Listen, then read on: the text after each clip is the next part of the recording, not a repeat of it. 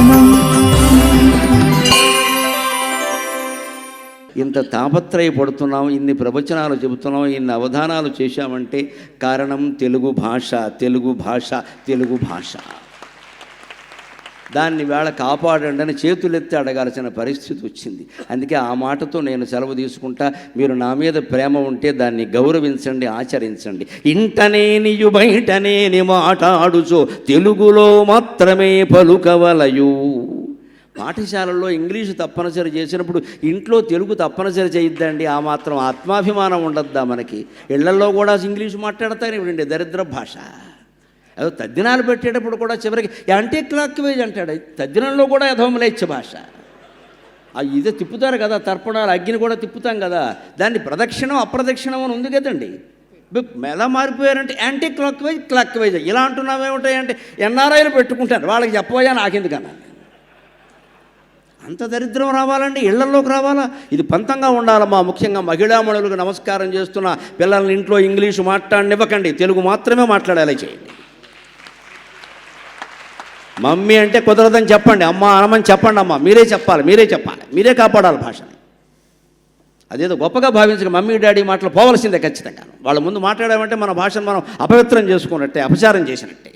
ఏ పాఠశాలల్లో తప్పనిసరి అయితే ఇంట్లో తప్పనిసరి చేయలేమండి. తమిళనాడులో చేస్తున్నారే, కర్ణాటకలో చేస్తున్నారే, మలయాళంలో చేస్తున్నారే, మనం ఎందుకు చేయలేమండి? ఎందుకు ఈ జాతి ఇంత వెనకబడిపోతుంది? ఎందుకు ఇంత బానిసత్వంలో ఉంది ఆంగ్ల దేశానికి? ఆంగ్లేయులు వెళ్ళిపోయారు, ఆంగ్లాన్ని బట్టి గడుస్తున్నామే సిగ్గు లేకుండాను. ఇంటనే నీయు బయటనేని మాట ఆడుచో తెలుగులో మాత్రమే పలుకవలయు.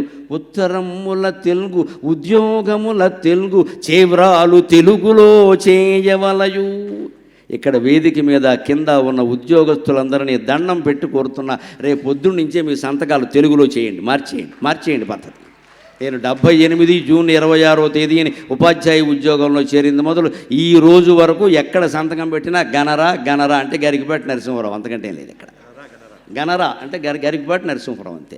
గనరా కలిపేసి 78-26 మా ఉపాధ్యాయులు సమ్మిరెడ్డి గారని ఉన్నారు అక్కడ. ఏమండి ఇక్కడ తెలుగులో పెట్టిన సంతకం. అంతవరకు ఏదో మామూలు చదువుకుంటే ఏదో జీవీబీ అన్నారని ఏదో పెట్టేవాళ్ళు.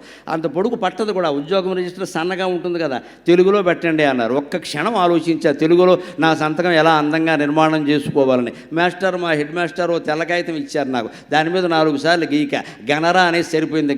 గరికిపాటి నరసింహ రావు సరిపోయింది. ఆ 3 గెలిపాను గనరా.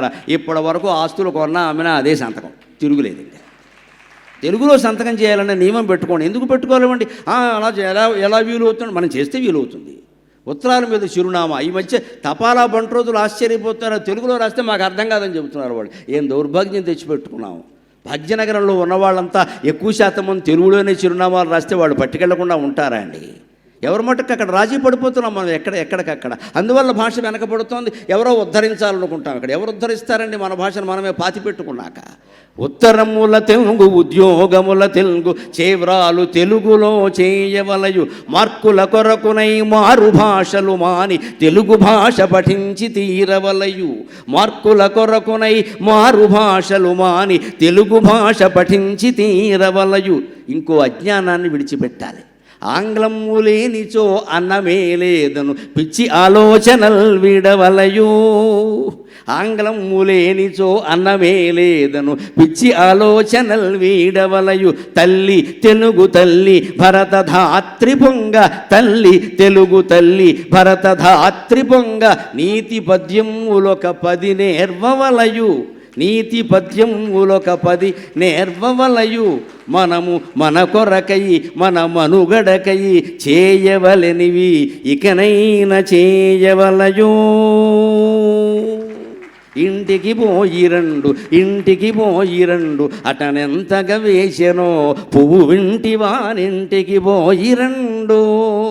ఇంటికి పోయి రండు అసటనెంతగా వేసెనో పువ్వు వింటివానింటికి పోయి రండు. కనిపించని ప్రేమల ముంచి మీదు వాల్గంటుల నేలుకొండు.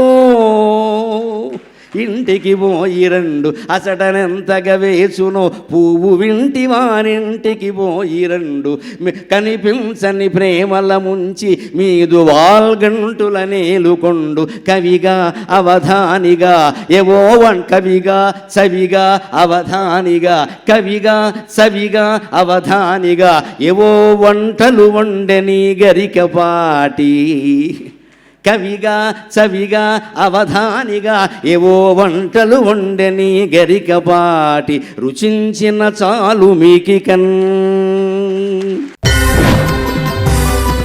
దర్శనం